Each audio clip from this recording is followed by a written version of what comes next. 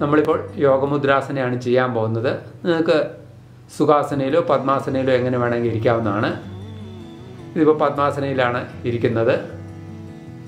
ശ്വാസം പരമാവധി പുറത്തേക്ക് വിട്ടുകൊണ്ട് വലത് കൈ ഇടത് കൈയുടെ മണിബന്ധത്തിൽ ഇങ്ങനെ പിടിക്കുക.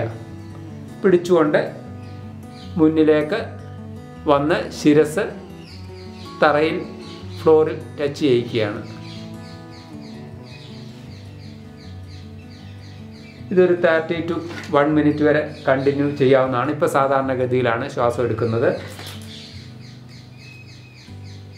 ഇൻഹേൽ ചെയ്തുകൊണ്ട് മുകളിലേക്ക് ഉയരുന്നു.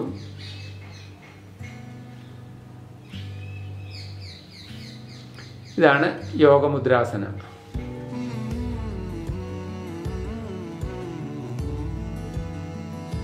യോഗമുദ്രാസനയിൽ മറ്റൊരു തത്വം അടങ്ങിയിട്ടുണ്ട്. അതായത് ഇതൊരു പ്രതീകാത്മകമാണ്. നമ്മൾ പരമാവധി ശ്വാസത്തെ പുറത്തേക്ക് കളയുകയാണ്.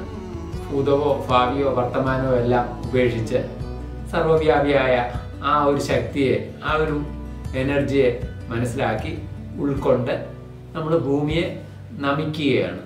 കാരണം നമ്മൾ എത്രത്തോളം താഴ്മയും വിനയവും ഒക്കെ ഉള്ളവനായി മാറുന്നതോറും നമ്മുടെ ഈഗോ, അതോ ഒരു അഹംഭാവം നമ്മുടെ ഇല്ലാതാവുകയാണ്. അങ്ങനെ ആ അഹംഭാവം ഇല്ലാതായി വരുമ്പോൾ തന്നെ പ്രപഞ്ച സത്യത്തെ നമുക്ക് കൂടുതൽ മനസ്സിലാക്കുവാനും പ്രപഞ്ചവുമായിട്ട് ഒരു ലയനം ഉണ്ടാക്കിയെടുക്കുവാനും പ്രപഞ്ചം നമുക്കൊരു വഴികാട്ടിയായിട്ട് നമുക്കെപ്പോഴും നമ്മുടെ കൂടെ ഉണ്ടാവും എന്ന ഒരു തത്വം.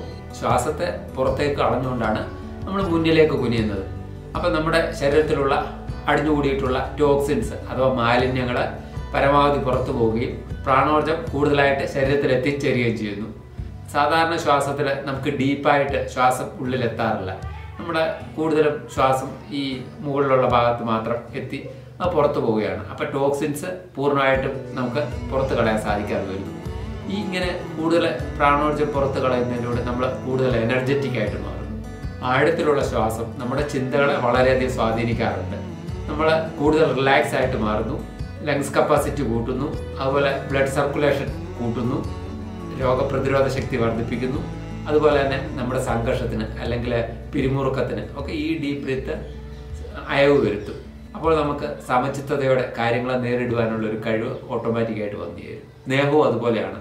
നമ്മൾ കൂടുതൽ കൊടുക്കുന്തോറും കൂടുതലായിട്ട് നമുക്കുള്ളിലേക്ക് എത്തിച്ചേരുന്നു. വിദ്യയാണെങ്കിലും ധനമാണെങ്കിലും നമ്മൾ എത്ര കൂടുതൽ കൊടുക്കാൻ ശ്രമിക്കുന്നു അത്രയും കൂടുതൽ നമുക്കുള്ളിലേക്ക് എത്തിച്ചേരുന്നു എന്നുള്ളൊരു ബേസിക് തത്വമാണ് നമ്മൾ മനസ്സിലാക്കേണ്ടത്. നിങ്ങൾ കേട്ടിട്ടുണ്ടായിരിക്കും, ഇരുമ്പ് കൊടുത്തു കഴിഞ്ഞാൽ വെള്ളി കിട്ടും, വെള്ളി കൊടുത്തു കഴിഞ്ഞാൽ സ്വർണം കിട്ടും.